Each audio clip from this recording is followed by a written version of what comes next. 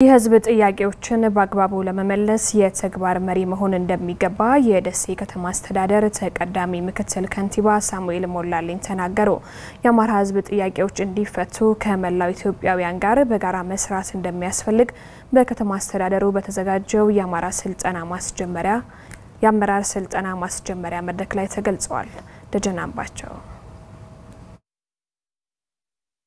መፍጠንና መፍጠር የሁለምነቶችን የማጽናት የቀጣይ ምዕራፍ ትግል በሚል መሪ ሐሳብ ለደሴ ከተማ አስተዳደር ለክፍለ ከተማና ለቀበሌ አመራሮች ስልጠና እየተሰጠ ይገኛል። በእለቱ ንግግር ያደረጉት የደሴ ከተማ አስተዳደር ተቀዳሚ ምክትል ከንቲባ አቶ ሳሙኤል ሞላልኝ የአማራን ብሎም የኢትዮጵያን ችግሮች ለመፍታት በጋራ መቆምና መታገል ያስፈልጋል ብለዋል። ብዙ አንድ የሚያደርጉን ነገሮች አሉ፣ የሚያስተሳስሩን ነገሮች አሉ።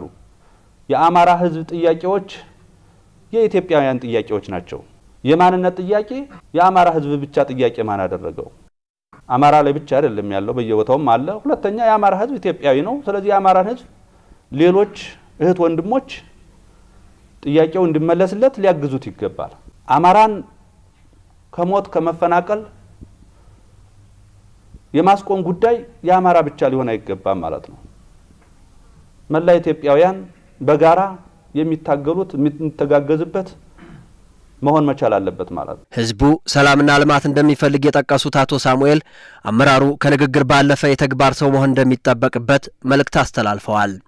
ባወራውት ልክ ክብር ይገባኛል የምንል አመራር መሆን የለብንም። በተገበርኩት ልክ ክብር ይገባኛል የምንል አመራር መሆን አለብን።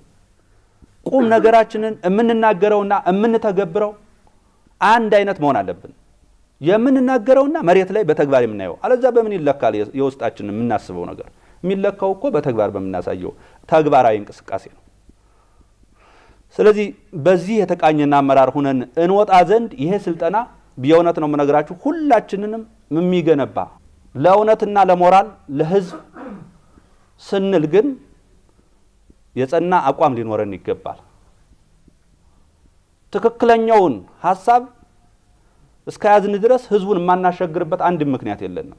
የደሴ ከተማ አስተዳደር ብልጽግና ፓርቲ ቅርንጫፍ ጽህፈት ቤት ኃላፊ አቶ ሞላ ሁሴን በበኩላቸው ስልጠናው በሀገራዊ ጉዳዮችና በህዝብ ጥያቄዎች የተቀራረበ አመለካከትና ተግባር ያለው አመራር ለመፍጠር እንደሚያስችል ተናግረዋል።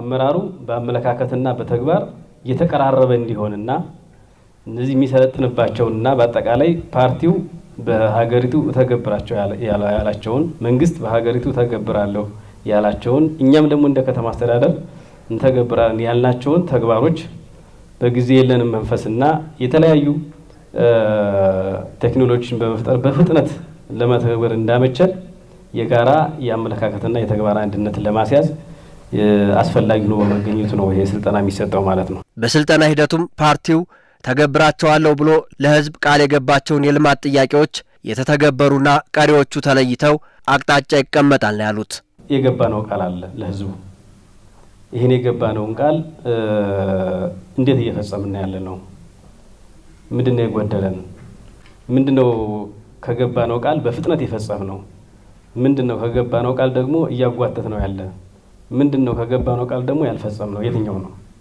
የሚሉትን በአግባቡ በመለየት በገባነው ቃል ልክ በፍጥነት መፈጸም ስላለብን ይሄንን የሚመጥን አመራር ለመፍጠር ነው ማለት ነው ዋናው ዓላማ ማለት ነው። በአጠቃላይ በስልጣናችን መጨረሻ የወልምነት ገዥ ስርዓት እንዲሆን የምንገባበት ነው የሚሆነው ማለት ነው። የስልጣና ሂደቱ እስከ ታችኛው መዋቅር ድረስ እንደሚቀጥል ተገልጿል።